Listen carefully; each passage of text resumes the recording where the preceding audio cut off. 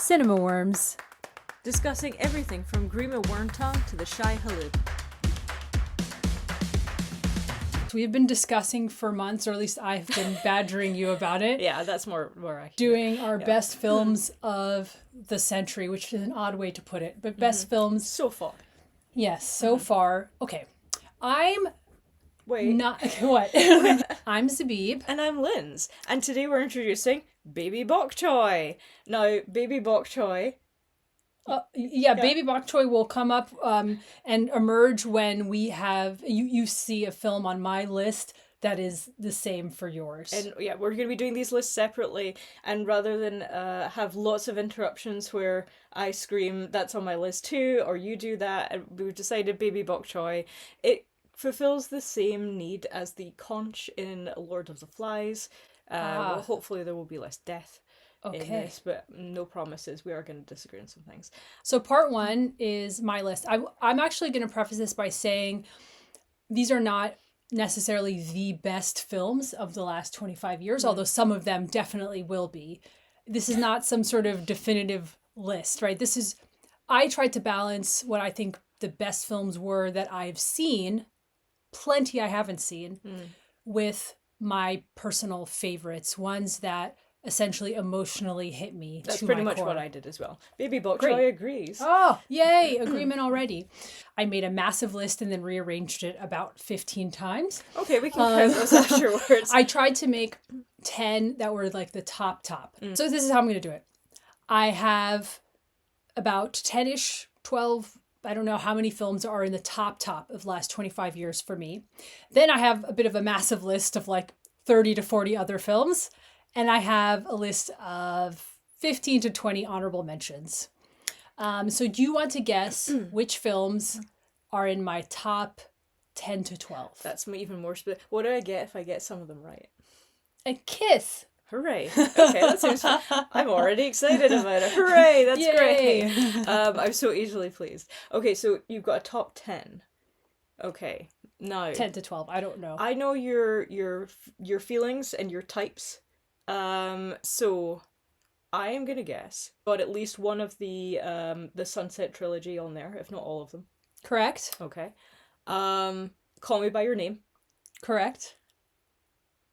1917. The top 10. Okay. It is actually in the top. I don't know if it's 10 or 12. Yes. Oh, that's pretty good. Okay. Yeah. I want to make sure we're back on camera. I don't want to be accidentally looking and a Moonlight, of course. Yes. You're getting all these correct. Because I know you like a queer. Oh, queer. Queer? No. But it has to be on there, right? Is it not? But I think it's actually an honorable mentions. All now. of Us Strangers. It's not in the top 10 or 12. And then I'll get to that film. My God, but these are all of the little gay boy films that you love so much. Listen, I've moved on from the obsession with gay white men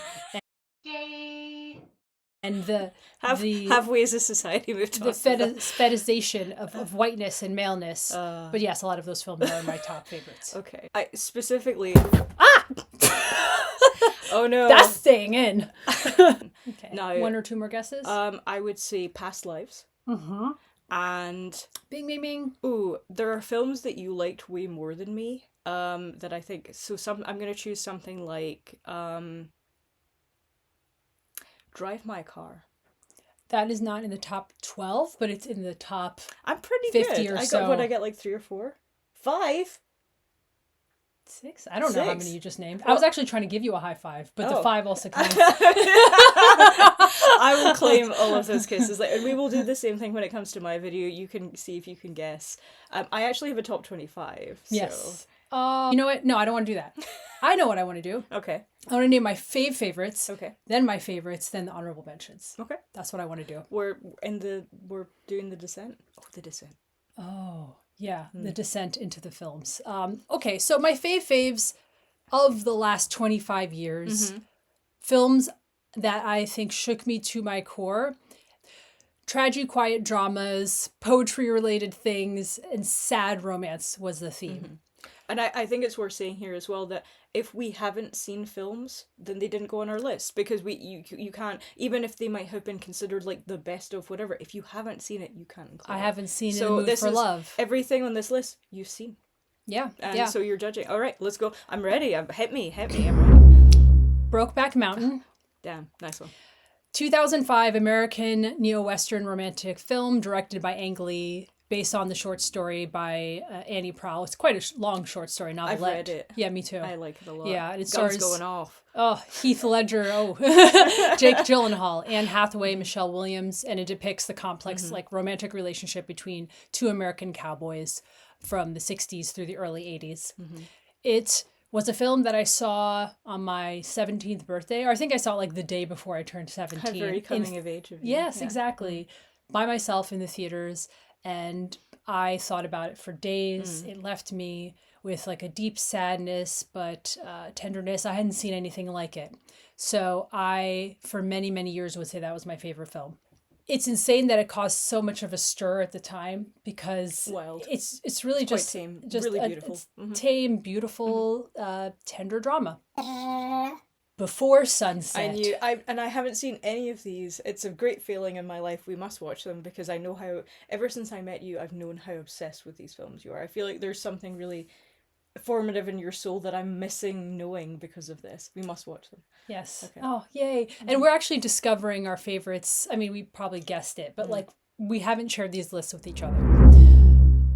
2004 American romantic drama from one of my favorite filmmakers, Richard Linklater. He co-wrote the screenplay with Ethan Hawke and Julie Delpy. I believe they won Oscars for this. So it's the sequel to Before Sunrise, 1995, which I saw when I was 13. So fast forward to 2004, however old I was, 15. The lovers, or former lovers, Jesse and Celine, are reunited 9 years after their first meeting in Paris. I was able to see this film when I rented it from the library and took it home, and I was ready to watch it, and my mom insisted on watching it with me because it was rated R, and she suddenly cared. And I'm like, I've been watching rated R movies since I was 8, and y'all would just make me cover my eyes. It carries all of the romance and the ennui of that whole trilogy in a beautiful way. Okay. It's just walking and talking. I know that dang critic from The New Yorker, Richard Brody, hates these films, which I think is hilarious. I've never heard of him, but damn you, Richard Brody. He hates the genuine. He hates the authentic and the heartfelt. In a way, it's not authentic. Curse you, Richard Brody. Maybe people would not talk like this. But actually, I have had conversations like this with friends, okay? Contemplating life and love. Next, Moonlight by Barry Jenkins. It's a 2016 American coming-of-age drama, and it's based on a semi-autobiographical play. In Moonlight, Black Boys Look Blue. So it stars Trevante Rhodes, Andre Holland, who I saw in real life in New York, coming out of a screening of another Barry Jenkins film. Janelle Monáe in their first film appearance, maybe? Ooh. No. Yes, that's what it says on Wikipedia. And Mahershala Ali, obviously, he won the Oscar in this film. Naomi Harris, Jarrell Jerome. So it represents, she's not looking too good in this film as an abusive mother who's addicted to drugs. So the film presents 3 stages in the life of the main character, like childhood, adolescence, early adulthood, and it's 3 distinct chapters. And it's about this Black man growing up with physical and emotional abuse, repressed homosexuality. It's visually bold. It's full of flourishing shots. I remember I wrote about it on my blog, and I one of the things I wrote was blue, blue, blue, because there are themes of blue, and it's just lush and gorgeous. There's an electric intensity at times between characters in non-romantic and romantic love in the way it's conveyed, and allowing Black men to be tender and human and all of these things. Next one. And also queer. And queer. Yeah. Yes, exactly. Call Me By Your Name. Okay. This also was I said it was my favorite film. And I still haven't seen it. Okay. I know all the memes, so. Oh, yeah. It shook me too. Okay, so this is a 2017 coming-of-age romantic drama by Luca Guadagnino. I think we all know him by now. The screenplay is by James Ivory, the renowned James Ivory, and it's based on a novel by Andre Ackerman. And it's set in northern Italy in 1981. And you're following this 17-year-old Elio as he's like kind of just discovering himself and his desires through a romance with a 24-year-old graduate student. Creepily now, as we reflect, played by Armie Hammer. Elio's father is beautifully played by Michael Stuhlbarg. You haven't seen it. It's you once you see it, you'll know it's the kind of thing I love. I mean, even just from that, I'm like, this is exactly the kind of thing you like. Have you seen Y tu mamá también? I have, but so long ago. I feel like it's not on my list. But I feel like it's the same kind of vibe. This movie literally sent me into an emotional breakdown. I'm serious. Baby Bok Choy does not approve. I feel sorry for you. Now, having some distance from that, I'm like, okay, obviously a lot of it is like the intense, like romantic desire between these two white guys. But it's a lot of it's also the love between Elio and his parents. And there's just this intense feeling and tenderness throughout the film that it just bursts out of the film. It's amazing. Baby Bok Choy approves. Thank you. I put, sometimes if it's by the same filmmaker, I just put them together. Petit Maman and Portrait of a Lady on Fire. Petit Maman. Look who took French for 4 years and can't say that. Petit Maman and Portrait of a Lady on Fire. I forgot to refresh my name on the name of the director. It's Celine Sciamma. Yeah, that's it. Yeah, it's like Sciamma, Sciamma. Boom. She is maybe the only person, to my knowledge, who has 2 films on my best of the century list. And I was like, well done you, because I have no loyalty. I have no brand loyalty whatsoever. I just go by film. I have brand but loyalty. Both of these films 100% deserve to be there. Completely agree. Absolutely. What can we say about these films? Okay. Very different. Very different. Portrait of a Lady on Fire, it's like 2018, 19. And then we saw it together, didn't we? Petit Maman, yeah. No, both of them. Both of them. Yeah. Petit Maman, it was like 2022. So Petit Maman, it's a magical film embodying the tenderest parts of childhood. Impossible dreams, and it's surreal and just gorgeous. And then Portrait of a Lady on Fire, like 2 women in love in a way that feels so... It's like a painting come to life. As a person who writes historical sapphic books set in a similar time frame, I'm like, yep, it spoke to me a lot. Absolutely. Just the yearning, the burning, but they were also allowed to feel torrential desire towards each other. It was an inferno. It wasn't just the SNL period drama joke where it's like you brush hands for 90 minutes and then have one graphic sex scene. To be able to convey a nobility and passion and desire, that's often not granted to women in film. Yes. Yeah, they're usually passive receptacles of desire rather than active participants or pursuants in their own. Yeah, I mean, and as a side note, I think we've talked about how white gay male romance, and also even in straight romances, the male as a conduit of like real desire has been quite ingrained in us and toxic. Yes. It takes a lot of work to undo that learning. Yes. Past lives! Baby Bok Choy approves. Oh! Of course. Yay! Of course. Okay, so this was 2023. Celine Song film, I think that everyone has heard of if you're into films. It was like a big film of that year. I will literally bare fist fight anybody who doesn't like it. Yeah, no, literally. Well, I will bare fist fight you. I was talking with 2 friends who don't like it for their own reasons. We're no It's longer okay. friends. We forgive you. We forgive you. No, I don't. I will bare fist fight them.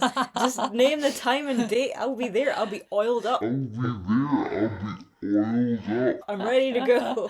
It spans 20 years of these 2 Korean childhood sweethearts, where one of them, the girl, it's a girl and boy, she immigrates to America and then they reunite. And they sort of were like sweethearts, friends, and they connected and disconnected. Now she's married to this like white American guy. So you have Greta Lee, T.O.U. and Joan Mangano in this film. I also love Greta Lee. And I've got to say, like, when you were like, this is the same actress who was in Russian Doll and who does Sweet Birthday Baby, I straight up was like, no. There's acting and then there's sorcery. I mean, the trio of performances, Oh. even the white guy, I love John Yeah. Mangano. He's great. He's great. It's a great film. It's a compelling and complex film about contradictory longings and like the possibilities we do or do not pursue in life. Next one, I think this was 2022. The Worst Person in the World. No, this is the first one that we have seen together. Not only is this nowhere near my list, I didn't even like it. Yeah. There are actually quite a few like that, I there's think, a that film we have which contradictory. deserves to be called The Worst Person in the World, and I am annoyed that this one has that title. Let me guess. Passages. It's Passages, yeah. Passages should have been called The Worst Person in the World. This film should have been called Passages. What are you doing? Switch it It's around. like Ira. I've seen like all his films. Ira something. Anyway, I didn't like this at all. So Baby Bok Choy disapproves of that one. and because I forgot to copy and paste in the Wikipedia, I forgot the filmmaker's name, but I like his work. It was. I was crying in this film. I felt nothing. All of these I was crying, and I just think it was a really interesting delving into a young woman's existential yearnings. It's really just about her life and like going in and out of relationships, and then her ex getting cancer, living throughout your 20s, trying to figure out who you are and trying to be independent, and then regret. I just thought all like the main performers were amazing. This is still the top. Boyhood. Yes, remember Boyhood? Still haven't seen it. Richard Linklater. It's a 2014 coming of age drama that was literally filmed over maybe 12 years. And the actors did not have contracts. It's too long of a time to agree to that. They're like, what if we told a coming of age story literally as this character / human is coming of age? So they got together, I was every few years, every year, and filmed scenes. And the actors are literally getting older throughout the film. It is sort of a film about not much in particular and everything. It's about childhood and adolescence, everyday conversations and minor dramas, and it's a very surreal thing and unique thing to watch the actual passage of time. Columbus! This is another one you haven't seen. Although the next one, I'm like, I absolutely should have guessed that. It's so stupid. It was. So Columbus is a 2017 American drama film written and directed by Koga Nato. He had a film come out. What was it? Like the one with, oh my God, literally, it looks like weirdly cheesy and nothing like this. Okay. Koga Nato. I don't know how you were spelling that. Koga Nada. Sorry, my eyes are bad. Okay. I was reading his name wrong. You're wearing your glasses. You can't see your eyes are bad. Yeah, but they need a better prescription. So it's after Big Yang? Bold Beautiful Journey. Oh, we didn't see it. I've seen it after But Yang. didn't you? I reviewed After Yang I don't randomly. know if you cared for After Yang, did you? Okay. I think a lot of people liked it more than me. Specifically, Columbus is an under the radar film that the people who know about it love it. It's a very, very subtle, low key film that if it vibes with you, it vibes with you. It stars John Cho as a son of a renowned architect who comes to take care of his father when he is ill while he's, I think, on a speaking tour or something in Columbus, Indiana, which is in real life an architectural Not Columbus, Ohio? oasis. Nope. Columbus, Indiana. Oh, no, but I only know one. And he meets this young architecture enthusiast who's way younger than them. So the dynamic is almost romantic, but not, more just friendly, played by Haley Lou Richardson. So that's how I was introduced to her. And you have other really great actors in supporting roles. It's just an unassuming film with a lot of, I wrote, buried emotions in modern aesthetics. You just watch the film. It's lovely. Next, Eternal Sunshine of the Spotless Mind. I should have guessed this one. I knew that because when we met, it was one of your favorite films, and it's always remained so. Oh yeah, Again, actually, you're a true romantic. Oh, thank you. It's weird because in real life, maybe people wouldn't think that about me. But they would probably think that I'm the more romantic one of us, but I think you're more private about it. Eternal Sunshine of the Spotless Mind, I think all know it. It's a 2004 American surrealist science fiction romantic drama directed by Michel Gondry and written by Charlie Kaufman. Another one I have brand recognition with. Yes. And it stars Jim Carrey and Kate Winslet in the love story. That's the main thread. It's about people who undergo memory erasure procedure, which is now magically available to forget each other after they break up. And it's just full of so much whimsy and heartbreak and this sense of like fractured memory and ephemeral love. It's visually dynamic. A lot of that's due to all the wigs that Kate Winslet's wearing. So it's a little bit of like, what's it called? The Manic Pixie Dream Girl. But Yeah. I think she elevates every role It's she sort does. of like the serious version of Scott Pilgrim. Yeah, that's a good one. Yeah. Oh my god. Okay, Let's films, start getting angry now. I'm not going to talk about them too much because Yeah. we already argued about these. And okay, look at the video episodes for these. We've already done. I put these together because they're by Paul Thomas Anderson. 2007's There Will Be Blood and 2025's One Battle After Another. I can't believe These are in my top. Okay, top. I understand. Top. I understand why you would put There Will Be Blood in your best films of the century if you like that kind of thing. I don't understand why you would rank One Battle After Another with the things that you've ranked. It's nowhere near that good. There Will Be Blood, I didn't love it, and I do not think, I'm still mad about the Rolling Stones thing ranking it like the best, and I'm like, but I can see why. It's very grand, it's very epic. You know, there's something very generational about it that feels like it sort of transcends. I feel like One Battle After Another, I immediately forgot it and I don't think about it at all. Yeah. Okay, let's talk about one Battle After Another, then There Will Be Blood. Who forgot about it, who were a lot of people very pissed off by it, and then people who were enthralled by it. So I would say I was in the enthralled by it, even if I recognize some of its flaws. It's just so, it was so exciting and daring that and present in my mind at this point that I had to put it in. I found it really refreshing. I'll just leave it at that and watch the video episode we did. You know, it's really good. I feel like sometimes we come out of a film and we have, do you know the M. Bison quote from Street Fighter where it was like, for you it was the greatest day of your life, for me it was just a Tuesday. And I'm like, that's what I feel. Sometimes we come out of, one of us is like, my life has been changed, my whole personality is different, and the other one's like, it was okay. Well, that's cool. He knows.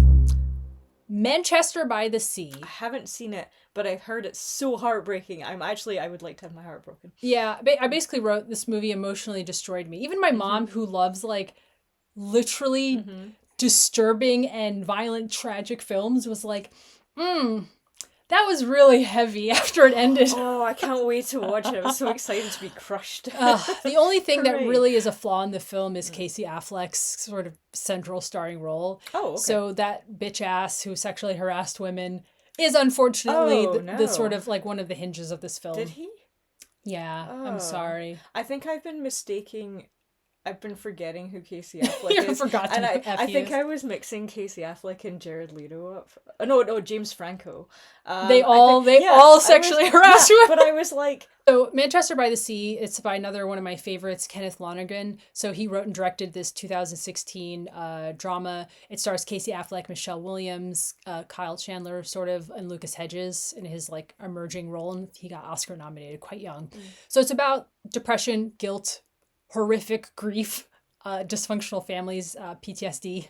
It basically follows hooray! this like terminally Really fun. depressed guy who's just, let's just say he's going through a lot of grief. Okay. Okay. Sounds good. It is. Michelle Williams is great in it. Michelle Williams is appearing in several of these for you. I don't know, it's just loyalty to Michelle Williams as well. I have no particular feelings about her, but she's great. How rude. Next, Children of Men. You know, I've seen it, Ooh. but... And I see why you might put it on a list. Just feels like... Gonna hurt your feelings. Feels like a basic choice.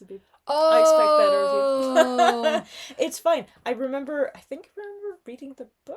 It's good, but I just don't think about it a lot. It tends to appear in a lot of these lists. Yes. I mean, I have to say, there are periods of times I don't think about it, but it really, like, You mean you're shook not me always up. thinking about a 2006 dystopian action thriller? Yeah, this 2006 dystopian action thriller is not always on my mind. It was written it was co-written and directed by Alfonso Cuarón. In 2027, we're 2 decades into human infertility, leaving civilization on the brink of collapse. Asylum seekers are trying to come to the UK, where they're being subjected to detention and deportation. And Owen Wilson, right, plays not Owen Wilson. Owen. I was like, isn't it Clive Owen? Clive Owen. Dang it! Owen Wilson would have been a very different. No, that wouldn't have worked, man. That wouldn't have worked. We're sterilizing people. Oh wow.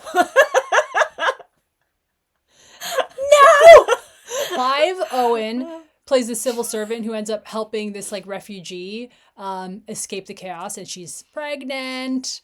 And it stars all these other famous people. It's gritty, heartbreaking, and very unnerving because it's like the documentarian style. This is real life, but turned dystopic. It's gonna hit home if you watch that again now. Okay, I have a couple more films, and then I'm done on the top. The Green Knight / A Ghost Story. Baby Bok Choy approves of The Green Knight, but not A Ghost Story because I haven't seen it. Okay. The Green Knight 2021, A Ghost Story 2018. So, flip, I didn't copy in the descriptions and it's really hard to describe. Okay, The Green Knight. Like who you just wrote. It fucked me up. Fucked me up. That's not a description. That's tequila. Oh God, tequila has also fucked me up. Let's not talk about it. Okay, so A Ghost Story, that came out first. It's a story about a ghost. Pretty much. Oh wow, I would never guess that from the title. Yeah. So you know what? Also stars Casey Affleck. Ugh. Another one of my problems with There Will Be Blood. There wasn't that much blood. There was a lot of oil. A lot of oil. I wanted there to be more blood. If you say there will be blood, that's a statement, a fact about the future. Where's the blood? Where's the blood, guys? Maybe you could say the oil was the blood of him. I would agree. That's just there will be metaphorical blood. Should have been the title. Anyway. So A Ghost Story, I think some people really didn't like that. I found it quite...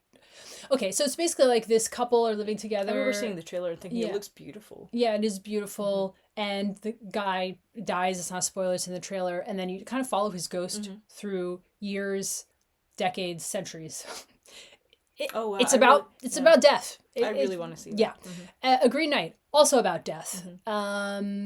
My man, what's his face? The director is... you're No, the director. I always forget his name, the director, but he is obsessed with exploring death. As is, I think, Charlie Kaufman, all of them. So Green Knight, I was obsessed with it at the time. It became my favorite film. I have a tattoo. Yes. Okay, this tattoo has the crown from A Green Knight on top of... I asked, like, for the tattoo artist, okay, make your cool tattoo, and then just add the Green Knight crown. We also own the record. Yeah, it was like $50. Which you played repeatedly during writing sessions, and I have to tell you, the discordant, screechy soundtrack of this film keep talking. is not a helpful thing to try and write to. It is... This soundtrack. It's a beautiful cover, but it does sound like pain is happening in a chapel, you know?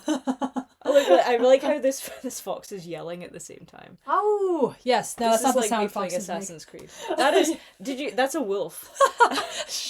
Anyway, I've written about this film. I love it. The visual style and its uniqueness really got me. It's mystical power. Perfect Days.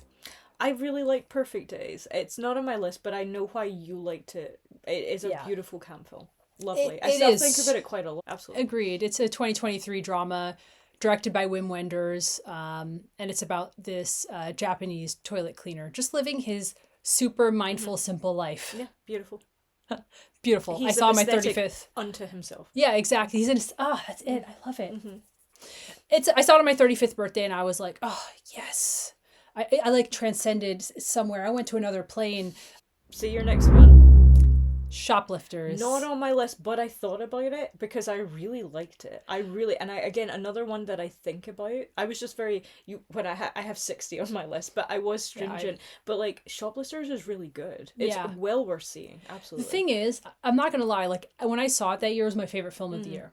And really? Of what? Of 2018. It's a 2018 Japanese drama. Oh, that was the year before we met. Okay. Yes, I was exactly. like, why didn't you tell me? Because we hadn't met then. You should have told me anyway. The before times. The before times. It was 1 year BF. Before times. Get a grip. So it's a 2018 Japanese drama film written and directed by Corey Ada. We've now seen several of his films. Yes. And it's about a family that relies on shoplifting to cope with a life of poverty. And it won the Palme d'Or. And at the time, I hadn't thought about it for a long time, but I loved it. We need to rewatch it because it was tragic and bittersweet. And it felt like a triumph at that time. Yeah. I loved it. I liked it a lot. 1917. Baby Bok Choy approves. It's also on my really? list. Yes. Really? Yes. Oh, The tracking shots alone would have guaranteed that. pretty much. Agreed. The cast, tracking shots, everything about this film. Bloody hell. That surprise death scene. Spoiler. It's not. It's a war film. There's death. 6 years later. Spoiler. Spoiler. I didn't tell you who died. 1917. Maybe they don't know who won that war. What was the outcome, you say? Like when people, that was a joke when people used to go and see Titanic, and someone would be like, "Oh, because what it says," someone would be like, "Spoiler!" Spoiler. It's a 2019 war film directed by Sam Mendes, and I think he co-wrote it with Kirsty Wilson Carnes. It's catapulted George McKay, even though I'd seen him in other films, to a really starring good. role. He's a great actor. He is in actually one of my top 25. I know which one it is. I haven't seen it yet. Oh, now you know. And it has tons of famous people. Dean Charles Chapman. I love Dean Charles Chapman because All grown up. he was Baby Tom. From Game of Thrones. And it doesn't have Richard Madden at the end as well. Yeah. And it's great. It's visceral. It's amazing. Okay. Final top film. The Zone of Interest. Baby Bok Choy cannot approve because it's horrendous, but acknowledges the existence of it. It is also in my top 25. Is a 2023 historical drama written and directed by the Jonathan Glazer, very loosely based on the Martin Amis, R.I.P. Book of the same name. And it follows Nazis right next to Auschwitz, just living Auschwitz. That one. It's like the concentration camp. A B. Auschwitz. Yes. Yeah. And it's about the banality of evil, as you're saying. Yeah. It's masterful. Oof. Yeah. What a film. And who it stars. I can tell you, yes, it stars Sandra Hüller. Thank you, Sandra Hüller, who then went on to be in Anatomy of a Fall.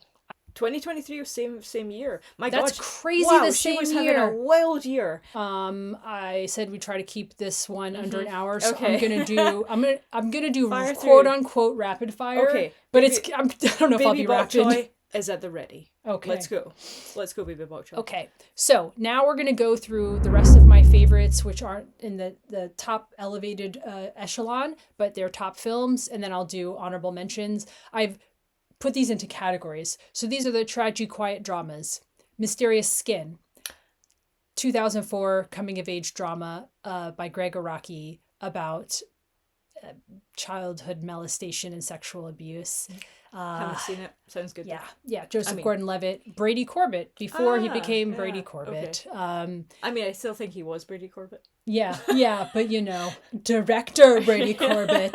Margaret / You Can Count on Me. Haven't seen either. 2 other Kenneth Lonergan films. Okay. I'll lean more into... Okay, so Margaret is a 2011 psychological drama following this girl in New York who's like dealing with the fallout and guilt of an accident she caused. And this film was like stuck in litigation for years because Kenneth Lonergan wanted to release a 3-hour plus version and the studio didn't want him to. You Can Count on Me. It was 2000 that it came out. I have several films that came out in 2000. Me too. I've always loved You Can Count on Me. I saw it basically as like a child and I saw it again in my 20s and I just found it's quiet beauty, just lovely. Laura Linney, Mark Ruffalo. Oh. Beautiful. Okay, good cast. Patterson. I made you watch that. I didn't like it. And you were like, this is boring. It's a 2016 drama by Jim Jarmusch. Anyway, Patterson's about like everyday beauty and poetry. It's lovely. I feel like you like Jim Jarmusch in general. That's the vibe. Yeah, this one almost went to honorable mentions, but let's leave it there. Okay. Almost Famous, another 2000 film. That is a pretty good film. But that's again, a classic. That's very more your vibe than mine. Yeah. I think we all know it. Cameron Crowe, comedy drama, loosely based on his life as a teenage music journalist, and it's just a lot of fun. They sing Tiny Dancer on the bus. It's beautiful. Sorry Baby, 2025 American independent black comedy. I love Eva Victor in their directorial and starring debut. It's beautiful. It's a story. I don't want to give it away because I didn't know the plot going in, but it's about this like young lit professor who's struggling with depression after some trauma. You can see our reviews of it. Didn't love it. It was okay. It just didn't hit for me in the way that we watched this separately, and I remember thinking, I think you'll like this way more than me. I can kind of tell. And also, like, sometimes after a film, I think about it more, and that's where I love it even more. Yeah. Inside Llewyn Davis, a 2013 black comedy by Joel and Ethan Coen, starring this 1960s struggling folk singer as played by Oscar Isaac, with a bunch of other famous people. It's a prickly screwball tragic comedy, which I really enjoy randomly. I love haven't this seen film. it, but I've heard good things. Yeah, other people have listed it in their top of the century. Okay, now on to riveting dramas. Parasite. Baby Bok Choy very much agrees with this. New York Times put this as a #1 film in the last 25 years, so I'm know probably failing by putting it in just regular top. It's tied for my top 3. Excellent. I think a lot of people agree. 2019 South Korean black comedy by Bong Joon-ho about a poor family who infiltrate a rich family.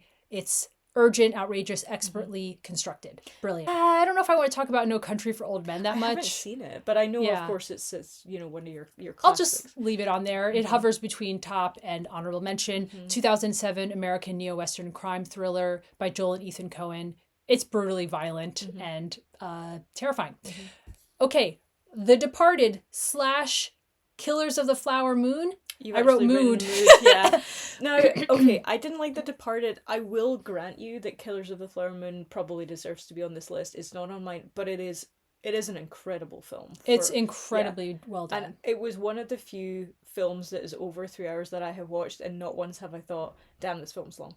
Yeah, it felt like an epic saga. Yeah, I was that like, we oh were damn. pulled into. Whereas the Departed felt like a chore for me. I came very late. I to like that. the controversial opinions. Well, you made me watch The Departed, and I was like, oh no, I'm so sorry, but I'm not into this. The Departed to me is kind of like a perfect film.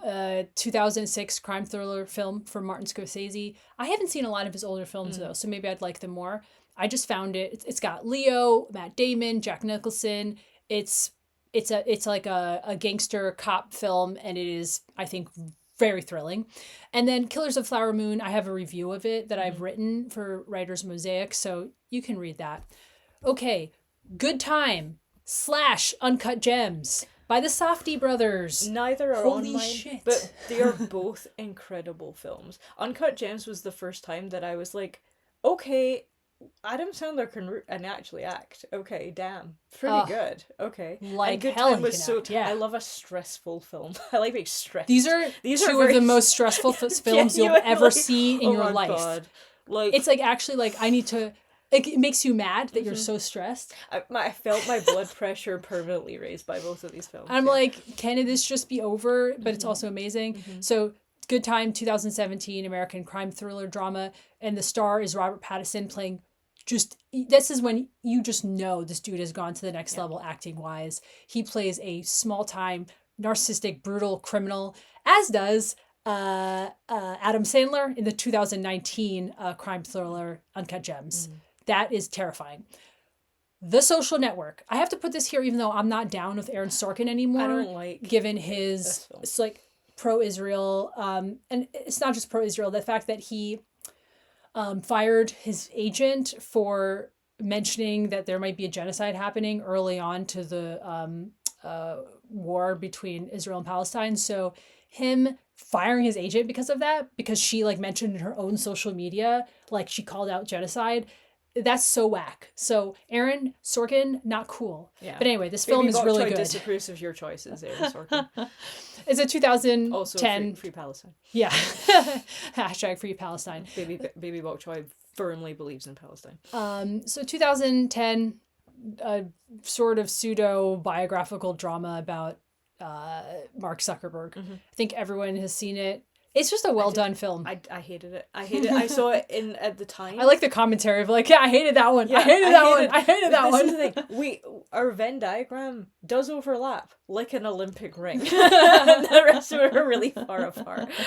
That one speaks for itself. I just don't like Jesse Eisenberg's only been in a couple of things that I haven't really disliked him, and oh my god! No, you're gonna have to fire through. But you're the one interjecting with comments about how my choices suck. I'm sorry. I'm just. You occasionally support me, but sometimes You have to be told.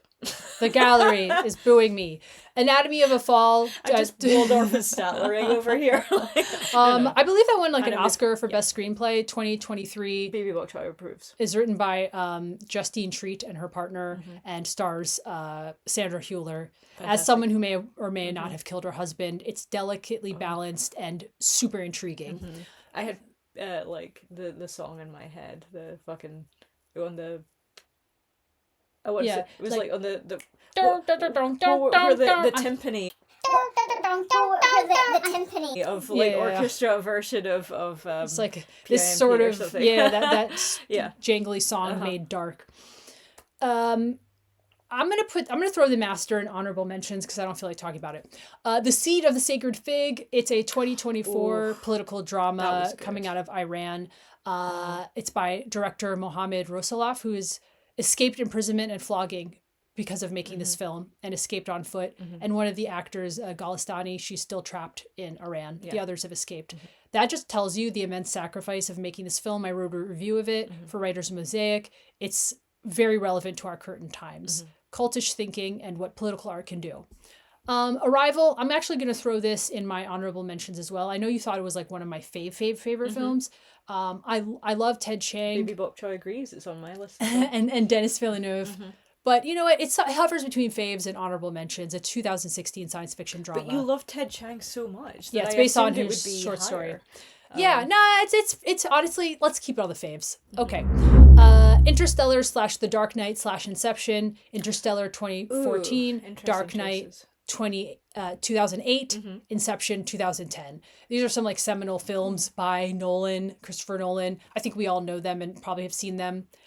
I probably prefer Inception if I had to pick from all of these, but I put them all on my faves because they were exciting experiences. Firstly, is your laptop gonna die?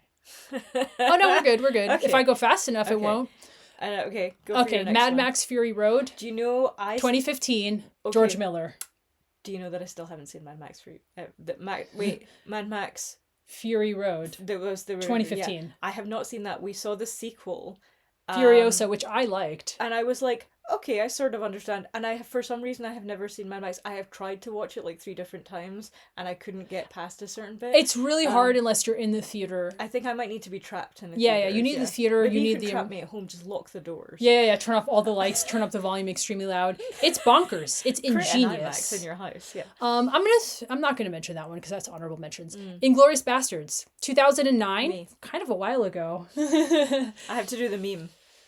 It's a 2009 black comedy war film from Tarantino following some like alternate history shit with Nazis and people fighting Nazis. It's hilarious. I love any film that has thrilling. Nazis being Yeah. murdered in it. It's fucking great. It's fun. Shout out to a film that we probably don't know here, but was what was that? Was it the Finnish film? The Finnish film that we had there was Nazi killing in it. There's a sequel out now. I want to say Semi. It's like it has like a guy's name. Yeah. It's like Suki or Suki is Semi or Gladiator. We skipped. You Okay, skipped let's do Gladiator. Okay. 2000 epic historical action drama. Ridley Scott, Baby Russell Bok Crowe. Choy approves. Also on my list. That's a classic film. He's a gladiator. End of story. It's great. Godzilla -1. I know how much you love this. You love it. did not want to go and see a Godzilla film. I was like, why are you dragging me to a Godzilla film? And then I don't care. And you came out and you were like, that was one of the greatest films I've ever seen. Your whole life, I could see in your face, your life had been changed. It really was. It's a 2023 Japanese epic kaiju film. I think it's like monster film. Kaiju. Yeah, by Takashi Yamazaki. And it's the 37th Godzilla film. But I have not seen all of them, but it's the best, definitely. You didn't need the lore, he's just a big guy. You don't need to know or understand. Yeah. It's about this like sort of cowardly, traumatized kamikaze pilot, sort of coming to terms with his losses and grief post World War II by facing Godzilla, and it is a spectacle to behold. It is. Had Hollywood made it, it would have sucked. Yeah, exactly. It was perfect for being made. For what it was. So good. Crouching Tiger, Hidden Dragon. I have not seen this since I was a teenager, so I just remember it was brilliant. 2000 epic romantic drama martial arts film by Ang Lee. Okay, Dune. Oh, Dune was great. I feel like I'm screaming into the camera. You are. Probably I am. I'm so excited. 2021 American epic space opera. Okay, it's by Denis Villeneuve, and it's adopted from the famous Dune novels by Frank Hubert. Herbert. And it's just like Villeneuve is a beautiful filmmaker in everything he does. Yeah. And he brings that full force and storytelling, mastery to this film. Challengers. Baby Bok Choy approves. Yay! Yeah, And I'll go faster now. You can also talk for super long when you tell me all your favorites. I'm gonna be half this list. I'm just gonna be like, it is what it is. Get over it. We're doing it. Okay. I'm Challengers literally is bloody good. Though. It's so good. I'm literally being as streamlined as I can, but all these films excite me so much. Challengers. Oh yeah. 2024 romantic sports drama by Luca Guadagnino and written by Justin Kurtzicke, and it's got Zendaya, Josh O'Connor, Mike Feist, and it follows tennis players, and it's outrageous. It's an outrageous film. It's so fun. Did you know that Mike Feist was the suicidal kid in the original of Dear Evan Hansen? Oh, he was in Dear Evan Hansen. He sang? I didn't. Yeah, I was like, I didn't know Mike Feist. I'm pretty sure I saw that and was like, wait, what? Okay, well, he is a good actor. He's a cutie. Yeah, he's a cutie. He's a good actor. Mission Impossible: Dead Reckoning Part 1. Sorry, all of these films that I'm mentioning now are, I forgot to say, this is in the section of like exciting sort of dramatic action-y movies. So whatever, it was 2023. It was the 2023 Mission Impossible. I found it thrilling. I don't approve of Tom Cruise's culty Scientology work. Baby Bok Choy turns from you. Okay, sorry, another Tom Cruise one. Top Gun Maverick, 2022. You did love this one. So much fun. You and your homoerotic action films. No, these action films are great. And Tom Cruise, unfortunately, makes well-done action films. I mean, I just thought the original was better. I don't remember. Didn't we see it at Double Bill? We did. Okay, Eclectic Dramas Life of Chuck. Great film. 2025. Fantasy drama about the enormity of life and death. Beautiful. It's written and directed by Mike Flanagan, based off of a Stephen King novella. It's gorgeous. I think we spoke about it in our review enough. Yeah. We love this film. One of the best of the year and the century. Absolutely fantastic. Yay! Banshees of Inisherin. Inisherin. And I liked it a lot, and great performances, and I do think about it sometimes. I'm not sure that it's not on my list as best, but it was really good. Yeah, I mean, I kind of agree with you there, but it's still on the list, whatever. 2022, Martin McDonagh film. It's a tragedy comedy about two friends whose friendship unravels basically around sort of an existential despair. Everything, everywhere, all at once. Baby Bok Choy heartily agrees. Yes. By the way, this is like eclectic drama sort of area. 2022 American independent absurdist comedy drama from Daniel Kwan and Daniel Schoenert, the Daniels. We both liked the one they did with Daniel Radcliffe and the other guy who's a great actor, like the corpse one. His friend is a corpse. Reanimated corpse. Anyway, it's a great film. It was like Swiss Army Man? Yes. I haven't seen it. Swiss Army Man is great. I haven't seen that. You just said we both liked, but we did not because I haven't seen it. But you haven't seen the Weird Al film that Daniel Radcliffe was in. Okay, yeah. We're going deep cuts here. Okay. Michelle Yeoh is a star. You got everyone won an Oscar in this film. Michelle Yeoh is consistently incredible. I think yes, she is. Stephanie Hsu didn't win, I think. I think Jamie Lee Curtis won over her, which disappointed me. But anyway, it's bonkers. You got to see it. It is the most inventive film I've ever seen. The French Dispatch / Grand Budapest Hotel. My two favorite Wes Andersons.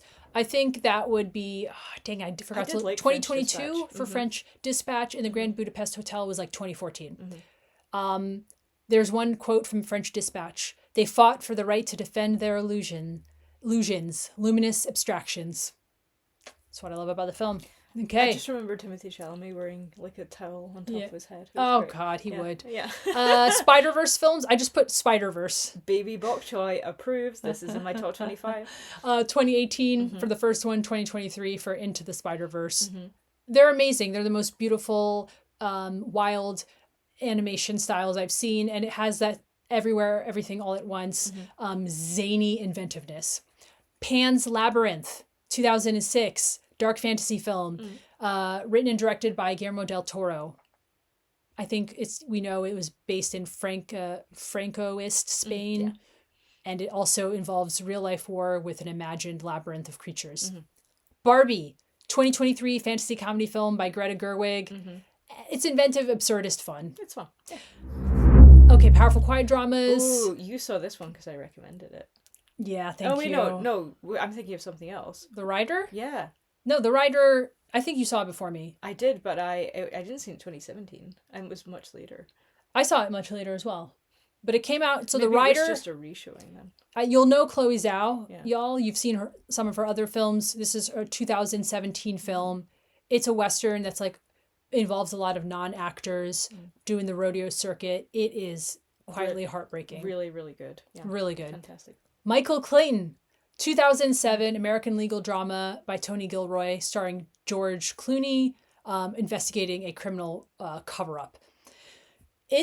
I thought I saw it in 2007, so it's been a while, but I found it a really like quietly thrilling, masterful film. So these are all quiet dramas. Okay. I put The Tree of Life here, but I have not much to say. I haven't seen this ish in forever, and I don't remember why I put on this list. 2011 American drama by Terrence Malick. It's a Terrence Malick film, as you know, the way he films. Ooh. Okay. Take Shelter. I don't know if you've seen Take Shelter. This is actually a great film. 2011 by Jeff Nichols, starring Michael Shannon and Jessica Chastain. Y'all, you need to see this if you haven't. It follows this like father who starts having visions of an apocalyptic end of the world, and you don't know if he's having delusions or if he's actually seeing this. Love it. And Michael Shannon says, "Oh, I know that people think it's a film about mental illness, but really he thinks it's about like the overwhelm of living in a world that is just too much." And I love that. He's like, "How do you stay sane in this world? You can't." Running through some indie dramas, Her, 2013 American science fiction romantic comedy drama by Spike Jonze. Joaquin Phoenix falls in love with AI Samantha Scarlett Johansson. It's a lovely film, very, very softly quirky, and full of ennui. Lost in Translation. I hated it. That's okay. I honestly, I hated it. loved it at the time. I referenced it in my college admissions essays. Really? 2003, Sofia Coppola The thing film. is, I didn't see it until much later. I think I only saw it in like 21 or 22, so I came to it really, really late. And by that point, I was in my late 30s and was like, what? Yeah. Drive My Car. I did guess that this was going to be on your list. Yes, so, 2021. Baby Bok Choy approves. So on my list. Oh, we love it. 2021 Japanese drama film by Ryusuke Hamaguchi. It's about this director who's grieving his wife, and it's just beautiful. It's not like it's really like non-Western style storytelling in terms of the structure, and I thought it was gorgeous. The Ballad of Wallace Island. I know you're gonna be like, you love this. I didn't see this, but this came out this year, so You're it's like obsessed fresh with in it. my mind. 2025. Mm-hmm.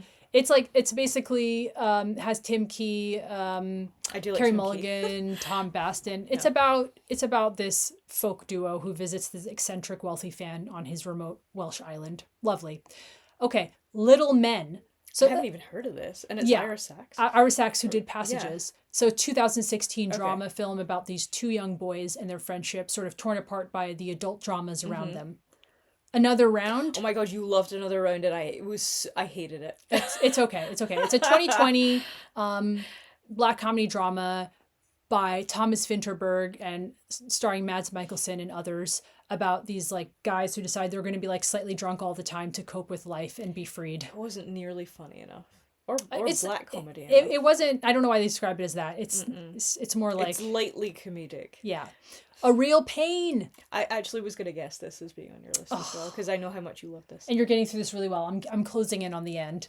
Thanks. I'm very patient. You are. And obviously, Baby Bok Choy's helping me channel. 2024 film by Jesse Eisenberg. It's about him and his cousin visiting Poland to trace their Jewish heritage. It's just a lovely, funny, little heartbreaking film. I really enjoyed it. Oh Brother, Where Art Thou? a 2000 satirical comedy drama I have not seen probably since 2001 by Joel and Ethan Coen. I remember I loved it at the time.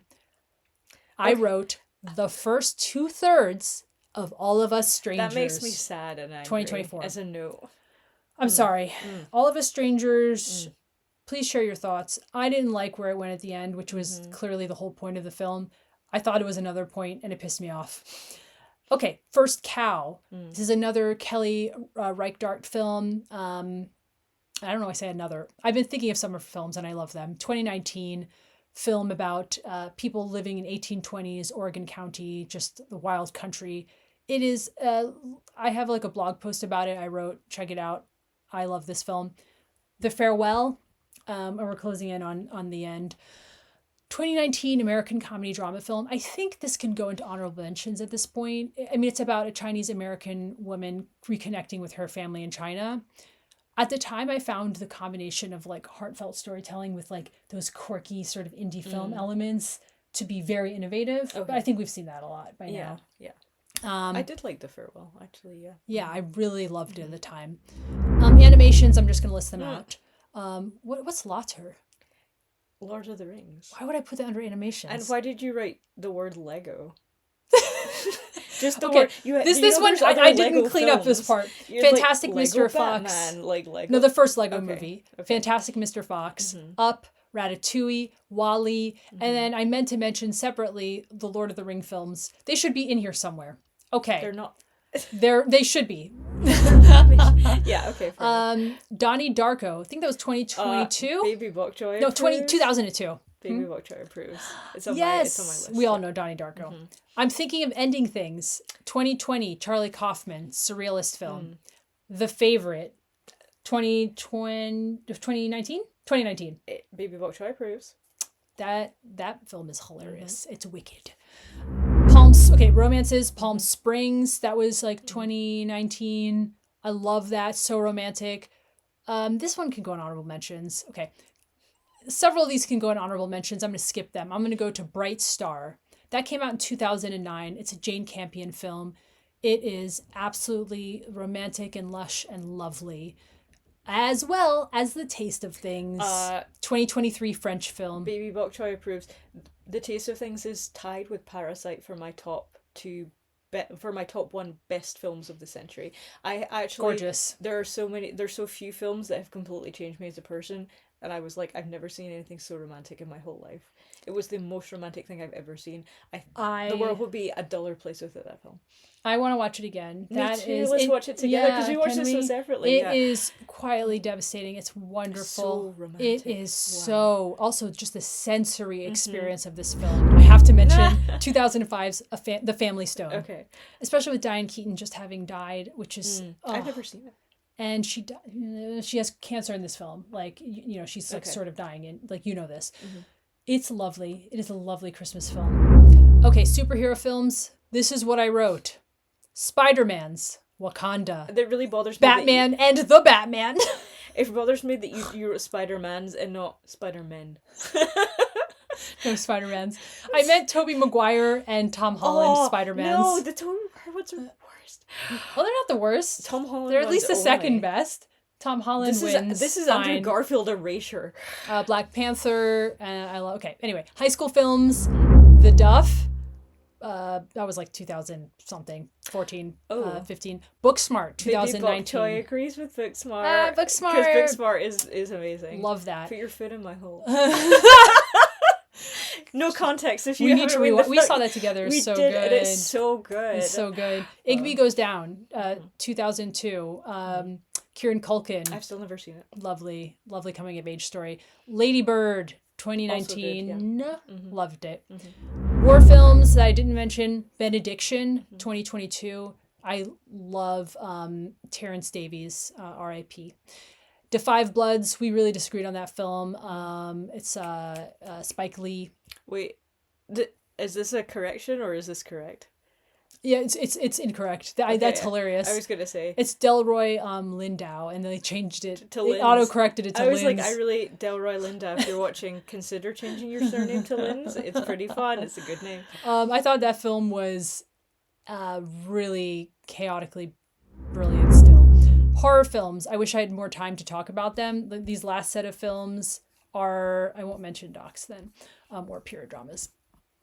I love Documentaries separately because I have so many. Yeah, as yeah, well. no, it's Okay. all the films I'm about to list out, they deserved more time. I love every single one of them. Love them. Horror films, Get Out. Baby Bok Choy agrees. Yes, 2018 or something. The Babadook. It Follows. The Monkey. Incorrect. The Descent. Baby Bok Choy agrees. Dark comedies. Don't Look Up. The Death of Stalin. Pretty good. The Nice Guys isn't that dark, but I put it in there. Comedies, just straight up comedies. The Other Guys, Bottoms. Magic Okay, Mike isn't that funny, but I put it in there. If you're going to put Magic Mike on this list, it should be the sequel, Magic Mike 2. XXL. Because that is the quintessential bromance road trip. It is the better film of the two. I mean, it's completely different from the first one. Yeah, the first one is actually really depressing. He's having a terrible time. Yeah, he's it's forced not to become funny. a dancer. But like, he's just like a sad man. And then but the next one, he's like, no, I love it actually. He's having a great time. They go on a road stripping. trip. It's super fun. It's hilarious. Better soundtrack. It's just, a rare film that the sequel is better than the original, but Magic Mike 2 XXL is one of them.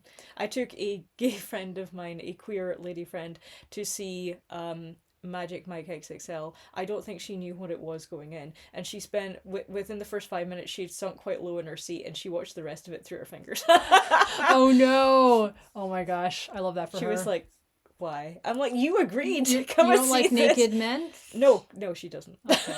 That's not her thing. I'm going to stop here. I'll make some separate shorts about those horror films I love, the dark comedies, and then I'll put up my honorable mentions here. There are so many films here, and they're not enough. But these will do for now. There's so many movies I love. Love and Friendship, 2016. Pride and Prejudice, 2005. Emma, 2020. Professor Marston and the Wonder Woman, 2017. Gajillionaire 2020, Saving Face 2004, Secretary 2002, The Duff 2015, Hard Truths 2025, Poor Things 2023, A Single Man 2009, Perks of Being a Wallflower 2012, as well as Lincoln, Silver Linings Playbook 2013, Frank 2014, Edge of Tomorrow 2014, Brooklyn 2015, Room 2015, a Theme, Me and Earl and the Dying Girl 2015, Everybody Wants Some 2016, Dunkirk 2017, A Quiet Passion 2016, Captain Fantastic 2016, Lion 2016, Princess Sid 2017, Fish Tank 2009, Phantom Thread 2017, 8th grade 2018. Oh, I still had time. Yay! Thank you for being here, and thank you, Linz, for listening to me talk for over an hour about my favorite films of the last 25 years. For you, it was a special occasion. For me, it was just a Tuesday. She couldn't get away. No, this was really fun. I really enjoyed hearing it, and I'm not surprised at how many we overlap in. But because we do overlap, when we disagree, we really disagree. But when we overlap, you're like, that's overlap. terrible. And I'm like, it's the most brilliant film ever made. Yeah, pretty much. Baby Bok Choy has agreed with multiple of these. Yeah. Now it's time for my list, and Baby Bok Choy may agree or disagree with some of these things. Ooh. Like and subscribe.